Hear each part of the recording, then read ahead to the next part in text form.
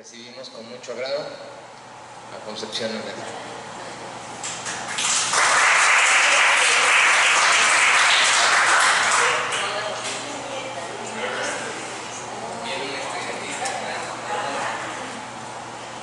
Muy buenas tardes.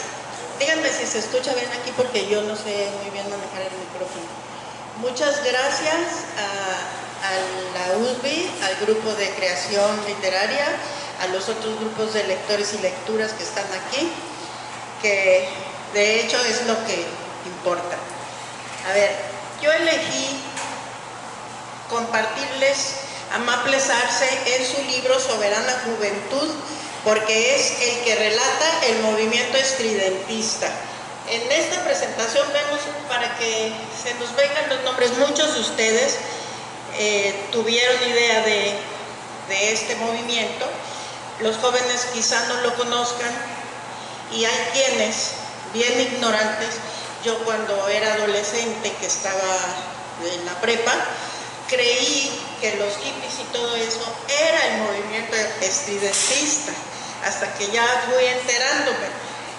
Y bueno, efectivamente ese fue un brote nuevo que salió y que pues en realidad ya era un enredo de cubismo, dadaísmo, estridentismo y una serie de cosas. Mucha lentejuela, mucha marihuana, droga, no era lo que empezó. Bueno, estos señores que están primero, Maples Arce, Germán Liz Arzubide, Luis Quintanilla, Salvador Gallardo, fueron los principales estridentistas en cuestión de literatura, casi poesía. Era más, el movimiento se refirió más a la poesía. Y luego Salvador Gallardo, Arqueles Vela, Jean Charnot, que fue el que hizo este grabado en madera, Alba de la Canal, todavía le tocó ser maestro de mi cuñado, que era pintor y abogado. O sea, todavía quedan aquí familias que se acuerdan de algunos. Mencionan a Heriberto Jara porque sus ideas eran definitivamente estridentistas. No vamos a meternos en el comunismo, porque todos en un momento de nuestra vida tenemos un poquito de comunistas, ¿no? Cuando nos nace el querer defender a la sociedad, pensar en el obrero, en el agricultor. Y así era Maples Arce. Bueno, él nació en Papantla, la tierra de la vainilla, muy cerca de las pirámides totonatas, a orilla del río Tuxpan. Ajá. Entonces, un tiempo vivió en Papantla, de chiquito. Su padre era juez y poeta también. De su mamá no sé muchas cosas, a pesar de que he leído bastante obra. Tuvo 3 hermanas mujeres, un hermanito que se murió después de él, que fue su primera tragedia en la vida. Y él, bueno, quedó como hombre mayor y sus hermanas pues no destacaron especialmente. Fue una familia muy comprometida con ellos mismos, muy cariñosa, muy unida, pero el que armó la vida fue él. Como todos los niños de pueblos pequeños, empezó a ir, no al jardín de niños como tal, porque entonces cuando nació, él nació en 1900, o sea, en los primeros años iba a escuelitas para párvulos de señoritas maestras o señoras generosas que querían ayudar a los niños, y los enseñaban con las famosas cartillas y los silabarios, que era repetir y repetir letras y palabritas y todo eso. Entonces, cuando ya medio aprendían, después de otro reglazo, pasaban a primero de primaria. Y entonces, ya ahorita en Veracruz todavía hay escuelitas de esas, ¿eh? Yo conozco muchos niños que antes de ir a la escuela ya fueron a la escuelita. Bueno, Pasó su primaria pues muy feliz, con muchas aventuras a orilla del río, así se llama su obra autobiográfica de su infancia a la orilla de este río, que es una delicia. Él no hizo novela, pero tenía una capacidad para describir tremenda. Uno realmente se siente en la época, ve a la gente, recorre los caminos de lo bien que lo hacía, una exquisitez en el lenguaje y un sentido de lo social, del bien común, porque su padre le trató de enseñar estos principios. Trataba también su papá de que aprendiera idiomas. Él sentía que para el futuro el inglés y el francés le iban a servir, pero él prefería leer novelas que se encontraban ahí en su casa, El Periquillo Sarmiento, Quijote, El Conde de Montecristo. Nunca le gustó estudiar, pero sí aprender. Él aprendía, y en la escuela pues solamente se apuró cuando tuvo necesidad, aprendió los idiomas forzado por él mismo cuando quería llegar a entrar a la vida diplomática, lo necesitaba.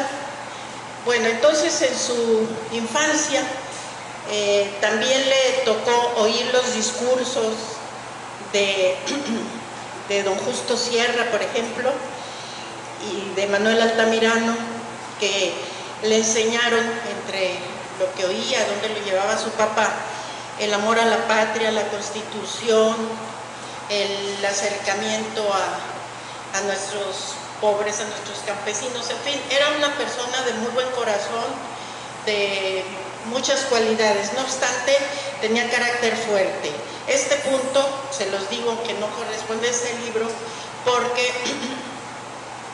él tuvo desplantes cuando era chiquito tan fuertes, que son los que me hacen pensar que le antojaron hacer esa ruptura con el pensamiento clásico del arte y lanzarse, porque tenía empuje.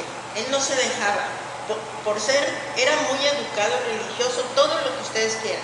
Pero por ejemplo, una vez una maestra lo regañó muy fuerte, vergonzosamente, porque él llegó tarde a clase, en primaria. Le gustaban mucho las niñas, eso sí, toda la vida le gustaron las muchachitas, las muchachotas. Y se arreglaba mucho para ir a la escuela, boleaba sus zapatos una y otra vez y llegó tarde. Y llegó él decidido a meterse, y la maestra quería pararlo delante de las niñas que le gustaban. Entonces él se puso firme, se dio la vuelta y se fue. Y le gritaban y le hablaban y él seguía caminando y no le hizo caso. El castigo fue grande, pero no le importó.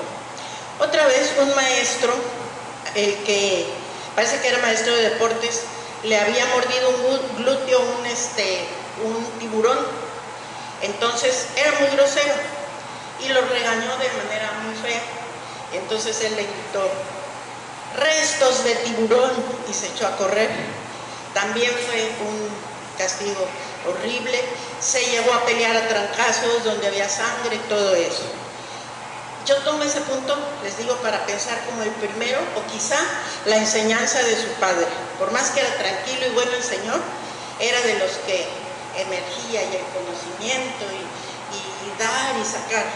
Bueno, luego se va, alguna vez en secundaria ya lo lleva su papá a México y van a ese semanario tan conocido como era Revista de Revistas, que todos conocimos, creo, y conoce al dueño y eso.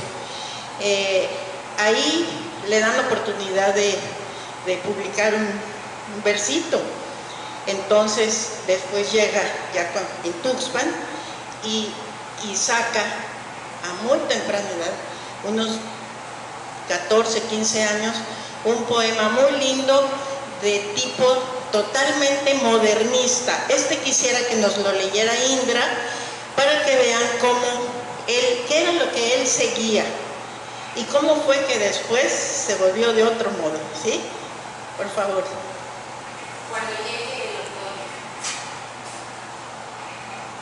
Cuando llegue el otoño, Los floridos rosales enfermos y mustios en el huerto han de ser, como la vieja fuente, cuyos dos manantiales me están diciendo cosas de tu alma de mujer. Cuando llegue el otoño, de la vieja poltrona melancólica y triste, contemplando el recreo de alegres colegialas, tornarás a Verona a fingirte Julieta y a llamarme Romeo. Cuando llegue el otoño, el calor de mis manos ha de ser cual las teclas de marfil de los pianos que sus cuitas contaron a la novia soñada.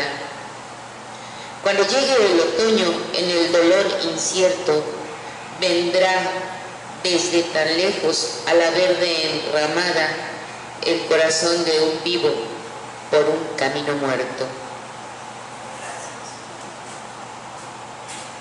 Vi que llegó Rodrigo. Este es un poeta nuevo, atrevido, fuerte, chirriante, ya lo oímos. Es el hijo del profesor Schwartz. Quisiera que ya que estás aquí me leyeras uno de tipo estridentista. Te lo paso y al ratito me lo lees, por favor. ¿Sí? Bueno.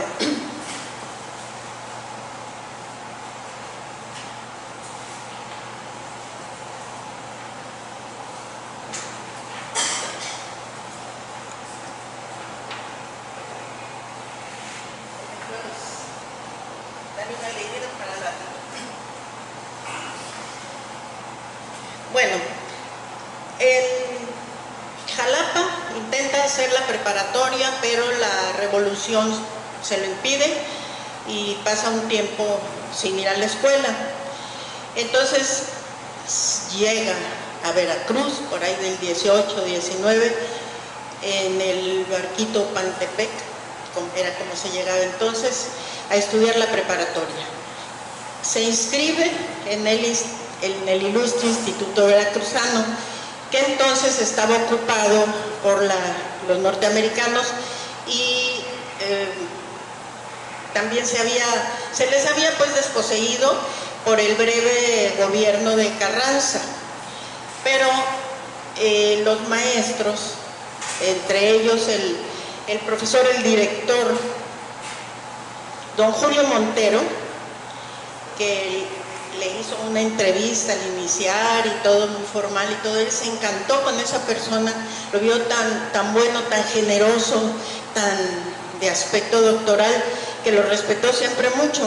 Entonces él y los otros maestros, fíjense qué maestros tenían: el doctor Cuervo, el ingeniero Vicente Camporredondo, el almirante Fernando Siliceo, en fin, un señor Cunningham que les daba clases de deportes en el Baluarte, la maestra Ravenetti y Madame Bazaré, que les daba inglés y francés. Entonces ellos daban clases en sus casas, porque con lo de la invasión, que se quedaron sin escuela, pues generosamente se los llevaron. Así que cuando les regresa a la escuela, él, venido de un lugar chiquito, pues se queda encantado de ver esas instalaciones tan bellas, esos laboratorios tan bien montados, un salón de actos. Bueno, estaba feliz, y para más, tener enfrente la escuela naval con el brillo de los Uribe y los Azueta. Bueno, seguía su mente y su corazón guardando patria, se puede decir. Esa temporada también tenía muchos amigos, y muchos amigos poetas, en esa edad en que les dio por seguir a los modernistas, que eran los que estaban: Gutiérrez Nájera, Amado Nervo, Díaz Mirón, Manuel José Otón, el dulcísimo Juan Ramón Jiménez, en fin, los leían, se los aprendían, iban a los cafés ya como si fueran grandes. Él fumaba mucho y tomaba mucho café por la creatividad, y ahí discutían los poemas, repetían las metáforas, se burlaban, a uno le decían Rubén Darío, cosas por el estilo, y se encantaban pues viendo a las muchachas. Iban al cine Variedades a verlas entrar, en el parque municipal, bueno, que ahora llamamos Zócalo. Si eran bailes populares o bailes de gala, pues iban a la lonja, iban a nadar a Villa del Mar, a regatas, hacían todo lo que pueden hacer los jóvenes y se pasaban horas abajo de los balcones de las muchachas, de sus enamoradas. Muchas veces tomaban piano o canto y entonces ellos pues con ese pretexto estaban ahí. Era lo que se acostumbraba antes. Ahí todavía él no pensaba en ninguna novedad. Él lo que le presentaban y lo que había lo tomaba y lo repetía. Caminaban por todos lados, hacían diabluras, en fin. Termina su preparatoria, se va a México, se inscribe en la Escuela Libre de Derecho y no le encantaban las clases, pero había maestros muy buenos. Primero pensó que la Escuela Libre de Derecho, que estaba arriba de unas oficinas fea y medio abandonada, era algo de segunda, hasta que se enteró que los maestros que estaban ahí fueron los disidentes de la Escuela Nacional, que por cosas que no les gustaban hicieron la Escuela Libre y entonces era mejor. Incluso dicen que ahora es la que tiene mejores maestros. Bueno, ahí se hizo amigo de muchos poetas. Por ejemplo, era muy amigo de López Velarde y se encantaban cada quien con lo suyo. Maples Arce empezó a hacer poemas diferentes. Él decía, y aquí esto pues se los dejo a que lo piensen un poquito porque no acaba uno de entender, bueno, pero ¿cómo se les ocurre cambiar el ritmo, la estructura, la uniformidad, la tranquilidad que había por esto? Porque el estridentismo, ¿qué quiere decir? Precisamente es una ruptura con el pensamiento clásico, es una arenga, una ofensa, escandalizar a la burguesía. ¿Y por qué era todo esto? Acababa de pasar la revolución y entonces había pues mucha desigualdad, había adelanto, mucha tecnología. Él, por ejemplo, al llegar a México en la estación de Buenavista, vio los trenes y oía los chirridos y los ulular de los trenes y todo, y comenta que se le despertó su ternura. Pues ¿cuál ternura por eso, verdad? Pero quiere decir que a él le empezaba a picar eso, lo fuerte. Les voy a leer un pedacito de un poema. Él caminaba mucho en México. Según estaba su estado económico, mientras estuvo solo vivió en el centro, ahí por Tacubaya, Corregidora, todo eso, y le quedaba muy cerca la escuela. Luego llegan sus papás a vivir ya con él y sus hermanas y se cambian a una bonita casa en la colonia Roma. Luego caen en la pobreza y así van bajando hasta que pues viven en una colonia, creo que en la Doctores, de pobreza y todo eso. Entonces él se iba a caminar por toda la ciudad, caminaba mucho. Y en la colonia Roma le gustaba sentarse en un parque y un día, viendo una casa muy bonita, vio que entró una señora muy elegante, guapa, bien vestida y se imaginó él cómo sería adentro y cómo sería ella, y le hizo este poema. En el frufru inalámbrico del vestido automático que enreda por la causa su pauta seccional, incido sobre un éxtasis de sol a las vidrieras y la ciudad es una ferrería espectral. Bueno, está muy abstracto, como que no se entiende mucho. Luego otro dice: al ver en una fuente que lanzaba un chorro resplandeciente bajo el fulgor del crepúsculo que cribaba los añosos árboles de la avenida Oaxaca. Entonces él todo eso que vio hace un verso. Sobre una sola tecla el agua insistía sin argumentos. Bueno, el que sepa de poemas entiende, ¿no? Entonces empieza a meterse a la escuela de San Carlos. Antes estaba arquitectura, pintura y todas las plásticas, ahí no era la facultad. Y se metía a ver qué novedades, vio los murales que había en la Prepa 1, la primera que se hizo, y le encantaban, y veía los que hacían cosas muy clásicas, no le gustaban, y se fue haciendo amigo de algunos repujadores, impresores, de manera que le daban la oportunidad y le imprimían sus poemas y sacaba sus libritos, ¿no? Entonces lo primero que él tuvo fueron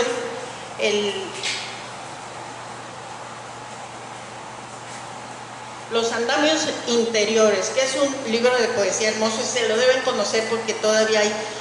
En librería ya no encuentra uno nada, pero en las casas donde hay gente mayor se pueden a buscar, sí van a encontrar porque fue algo que pegó mucho.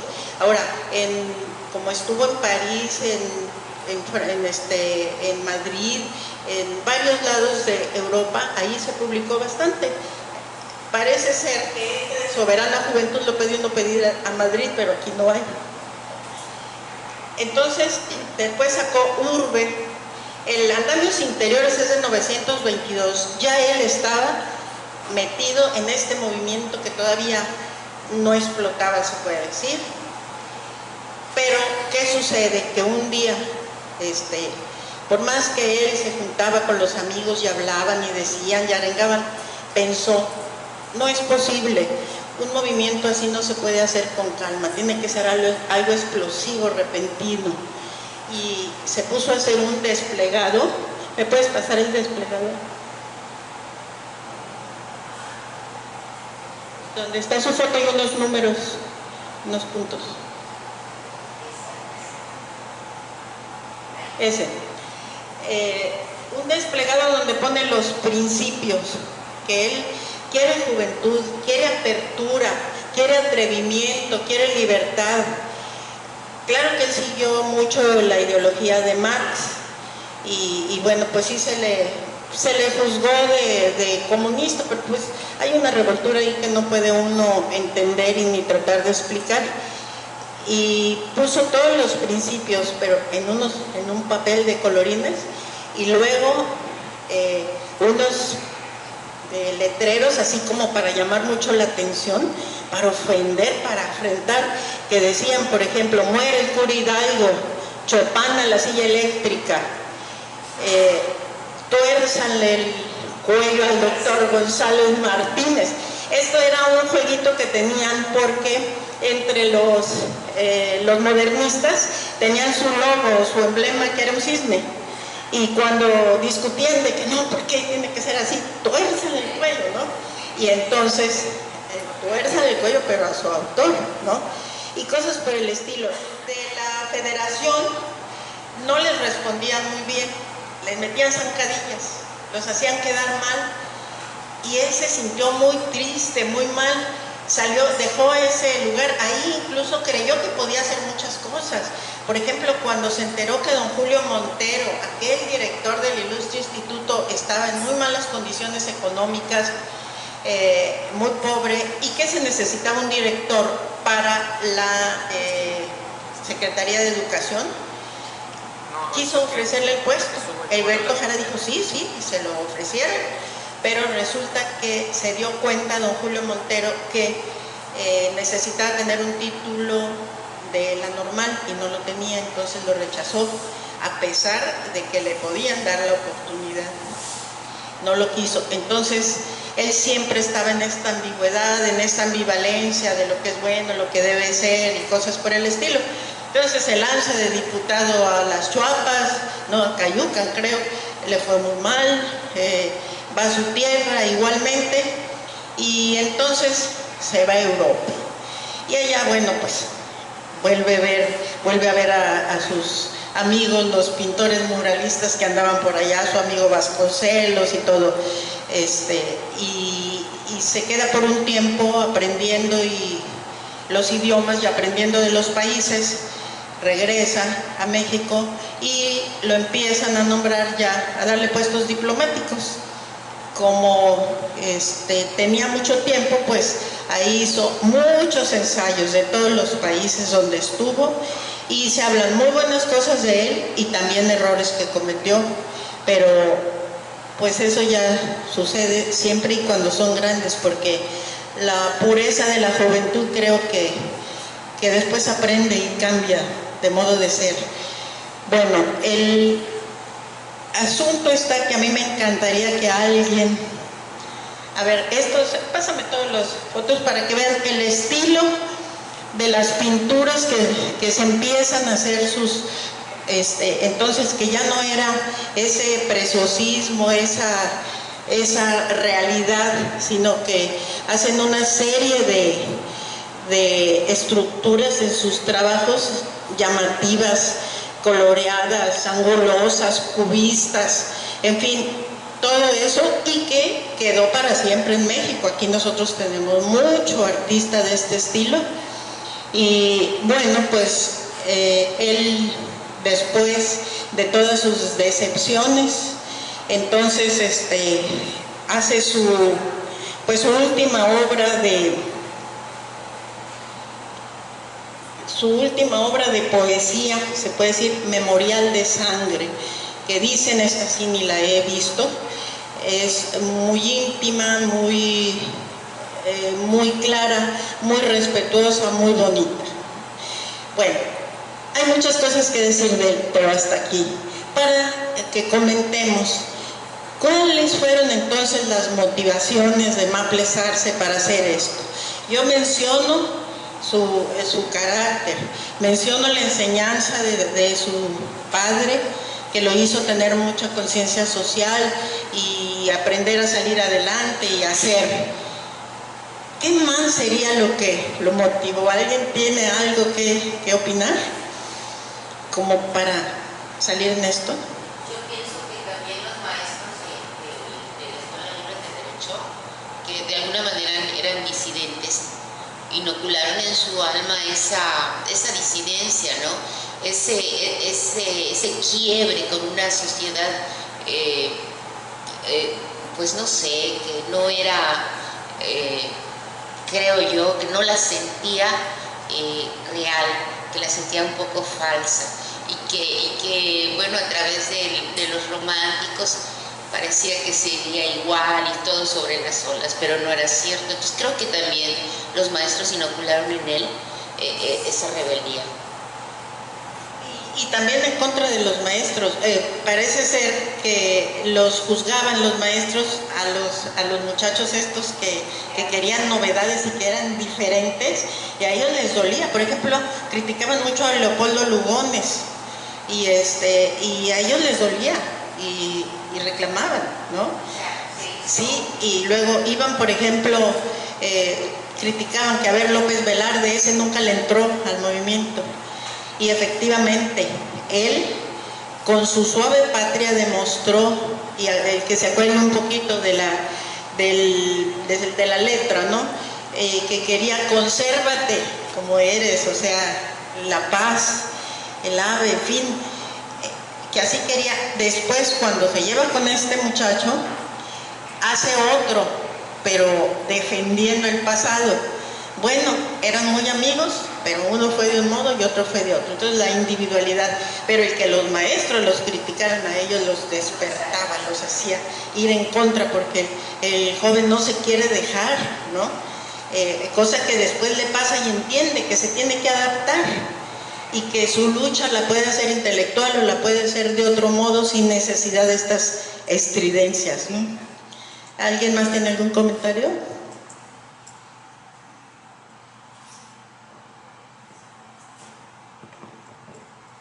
Yo no conocía a Manuel Maples Arce, pero por lo que tú nos estás diciendo ahora, yo creo que lo que pasa es que era una persona diferente.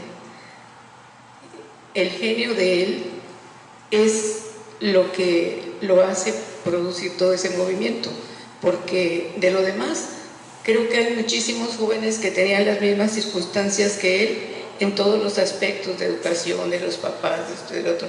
Entonces yo pienso que es el genio que trae a él, que no cualquier persona lo tiene, ¿no? Ahora, fíjense que él tenía un don de la palabra verdaderamente maravilloso. Tendríamos que leer sus poemas, leer su obra para saber que esa manera de escribir no la tiene cualquiera, ¿no?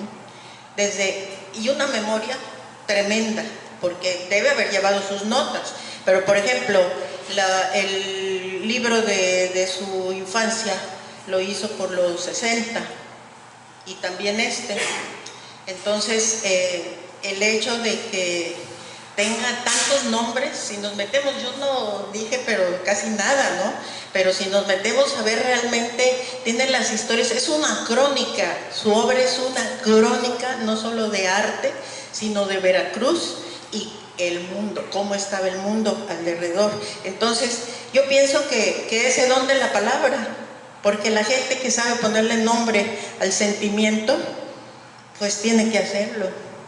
Eso es algo necesario, imperioso, ¿sí?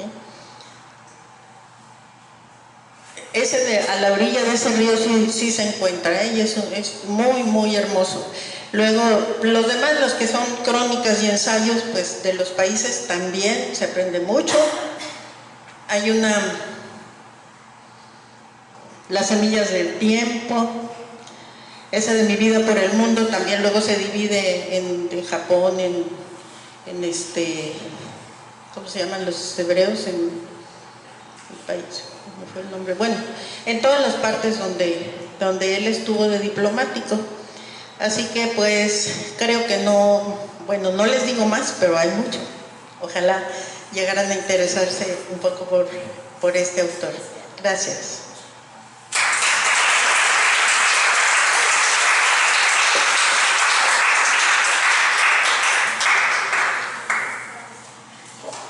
A los chicos promotores, ¿no tendrán preguntas, dudas, cosas que quieran saber todavía? No se queden con las cosas guardadas ahí. A ver. Nada más una pregunta, ¿era su verdadero nombre o...? Sí. Curiosamente, a mí tampoco me cayó muy bien cuando hace como 40 años que andaba yo buscando entre los libros de mi suegro poesías, y me dice, mira y me enseñó el de interiores, firmado por él y todo, y veo Maplesarse, y allá con el nombrecito, pues así se llamaba. Los maestros también le preguntaban, oye, ¿qué es un seudónimo? No, pero si es que Maple significa arce, pues así se llamaba, ¿sí? Cosa curiosa. Miren, aquí hay unos desplegaditos, nada más 4, el que quiera, son comentarios de los que vienen en los libros nuevos, los daban. Ya si quieren se lo pasan luego, pero son comentarios de la época, por eso es muy valioso. ¿Alguien más que quiera comentar algo? Sí. Su escritura para el tiempo, hablamos de 1920, yo no conozco mucho de esto, pero quiero entender que era un hombre muy creativo en la escritura, una novedad en su forma de desarrollar la narrativa, que incluso oyendo los poemas que leyeron, escuchando que existe de las crónicas, de lo que conoce, era una creatividad la que él tenía en ese entonces, se puede decir, algo distinto a lo que... Sí, una creatividad bárbara que empezó desde chiquito. Él ya en Tuxpan, en las revistas de ahí publicaba. Y bueno, hay que tomar en cuenta otra cosa. Les digo, su lenguaje, esta bendición, el que tiene un lenguaje elevado, crítico, ya del más alto, no nada más el que comprende lo básico, pues lo debe estudiar más y lo debe acrecentar, porque entonces se puede hacer todo eso. Ahora él siempre traía la cabeza llena de ideas, por eso es que no estudiaba en la escuela, porque pues sí, él estaba haciendo otra cosa en su mente, ¿no? Hasta que dijo, ya, es una necesidad que me centre, y se centró, pero sí, es extraordinario realmente, sería muy bonito que lograran conseguir cualquiera de sus obras, y sí, el lenguaje es de un ser extraordinario. Vete a las casas de gente que tenga más de 70 años y te aseguro que lo encuentres. Bueno, vamos a revisar aquí qué hay y nos comprometemos a tener material de Maples Arce para ustedes. Muchas de las cosas que hacemos en martes de lectores y lecturas, cuando no las tenemos, ya se convierten en solicitud para tener el material aquí. Entonces, pues eso sí lo podemos ver. Seguramente en Jalapa, en la biblioteca del Instituto de Investigaciones Lingüístico-Literarias, que es donde se da la maestría en literatura mexicana, ahí hay material de los estridentistas. Se puede consultar en la misma biblioteca, en horarios como de 9 a 2 y de 6 a 8, una cosa así es. Y bueno, también hay que revisar bien en internet porque ya cada vez más cosas están en la biblioteca virtual y eso va cambiando mes con mes, entonces hay que volver a revisar a ver si no han subido UNAM o alguna otra universidad, la propia web, repositorios de los estridentistas. Tienen también un dibujo que por ahí se pasó pero muy rápido de una propuesta de ciudad de Jalapa de vanguardia, porque todas estas son vanguardias y por eso le decían Estridentópolis. Y un poco se ha cumplido alguna de las cosas con estos puentes ahora de vías para el problema del tráfico que hay en Jalapa. No en esta línea, pero un siglo después se han tenido que hacer algunas adecuaciones a la ciudad. Y en esa época también, en 1919 o 20 en Chile, se generó con Vicente Huidobro el creacionismo, que tiene elementos muy interesantes también como una vanguardia específica. Y antes hubo otras vanguardias, por ejemplo el futurismo, antes el dadaísmo, el surrealismo, el dadaísmo y el futurismo, pero mencioné el futurismo porque incorporan, como ahora en lo que leyó Rodrigo, incorporan muchos elementos de tecnología, como por ejemplo no sentirse en contra de la tecnología, del avance de los autos, de los carros, de los aviones, sino al contrario, hacerle una oda al automóvil, incorporar el aeroplano como símbolo poético y ese tipo de cosas que se ven en varias de las vanguardias que se van incorporando.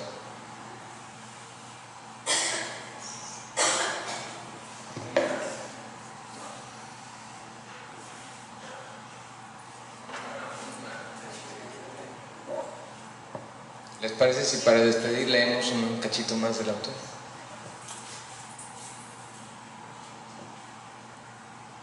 A ver, parece que no nos damos cuenta a veces que las cosas ya están hechas o ya empezaron, ¿no? Como dice ahorita Daniel, ¿no? Había muchas vanguardias y salieron a propósito, ¿verdad? De Freud, de Baudelaire, de un montón de autores que sacaron novedades y entonces se hacía arte. Hubo una época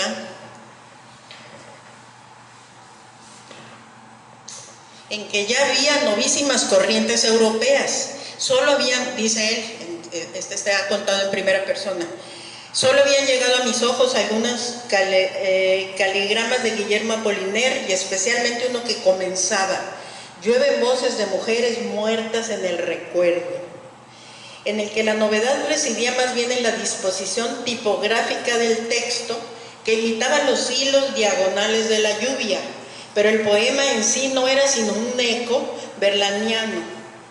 Su extraña disposición, sin embargo, parecía el colmo de la novedad, aunque años después supe que esos artificios gráficos se habían empleado desde remota antigüedad y habían sido practicados por poetas de la época de Simias, de Rodas y Porfirios.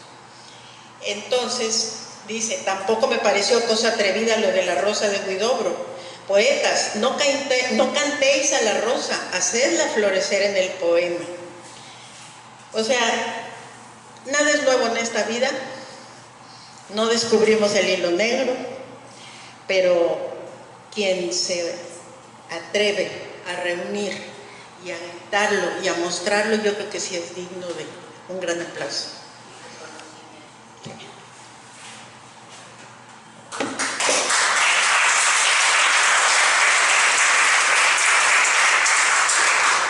Pues bueno, le vamos a entregar su reconocimiento. Por cierto que, aunque lo has estado mencionando, pero no está de más, que pues lindo se siente saber que un movimiento tan importante estaba pasando aquí a 90 kilómetros.